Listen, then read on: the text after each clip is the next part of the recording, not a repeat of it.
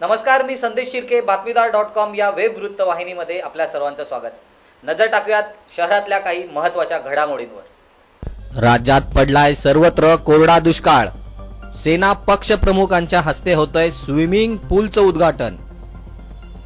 Swimming पूलचं पाणी भरण्यासाठी 250 टँकर्सचा वापर। तब्बल 15 लाख लिटर पाण्याची नासाडी।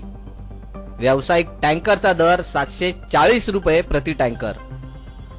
लाखो रुपये पाण्यासाठी खर्च करून झालं उद्घाटन।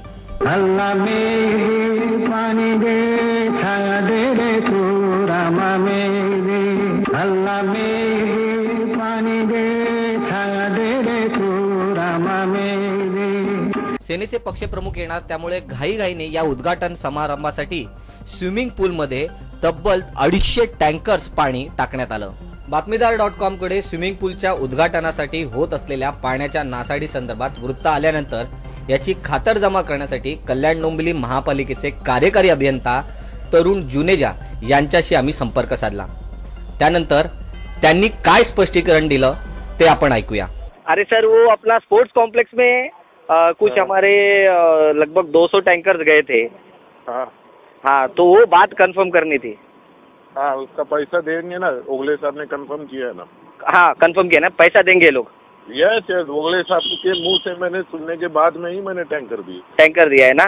और ये अपना 12वें से और गजानन विद्यालय के टाइप से उधर से गए ना।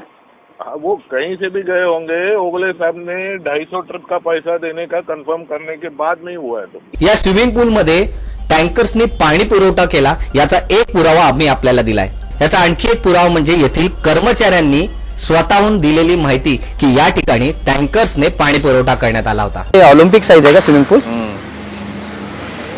आता हे पाणी एवढं पाणी याला दररोज कसं हे करणार? फिल्टर करके रिसायकल होतं। अच्छा, एवढं पाणी आपल्याकडे आहे? हे तर टँकरने आणलं म्हणा, है ना? आता टँकरने आणलं। हे 100-150 तरी टँकर लागले असतील ना? लागले असतील आराम। दरम्यान याविषयी बोलताना काँग्रेसचे जिल्हाध्यक्ष सचिन पोटे यांनी सत्ताधाऱ्यांवर आगपाकड केले। 250 टँकर पाणी आणून जवळपास 15 लाख लिटर पाणी तिथे आज स्विमिंग पूलचं उद्घाटन करण्यासाठी वापरण्यात आलंय। म्हणजे ही जी पाण्याची नासाडी चालवली, एकीकडे राज्यामध्ये दुष्काळ आहे आणि हा इतका विरोधाभास आहे की एकीकडे मुख्यमंत्र्यांचे हेलिपॅड बनवण्यासाठी लाखो लिटर पाणी वाया जातं, दुसरीकडे शिवसेना लाखो लिटर पाणी स्विमिंग पूलचं उद्घाटन करण्यासाठी वाया घालवलेलं आहे। हे अतिशय दुर्दैवी आहे। मला वाटतं येणाऱ्या कल्याण डोंबिवलीच्या निवडणुकांमध्ये नागरिकांनी डोळे उघडून मतदान केलं पाहिजे। केवळ सत्ते आणि सत्तेसाठी शिवसेना भाजपा या कल्याण डोंबिवलीकरांना वेठीस धरत आहे। राज्यात सर्वत्र दुष्काळ पडलाय म्हणून वाढदिवस साजरा न करणं, फ्लेक्स होर्डिंग्स न लावणं, शुभेच्छांच्या जाहिराती न देणं अशा पद्धतीची आवाहनं राजकारणी मंडळी करतायत। मात्र प्रत्यक्षात अशा पद्धतीने दुष्काळग्रस्तांची चेष्टा करून या राजकारणी मंडळींना काय साध्य करायचं आहे हे उत्तर अद्यापही अनुत्तरित आहे। अक्षय महाडिकसह संदेश शिर्के, बातमीदार.com, कल्याण।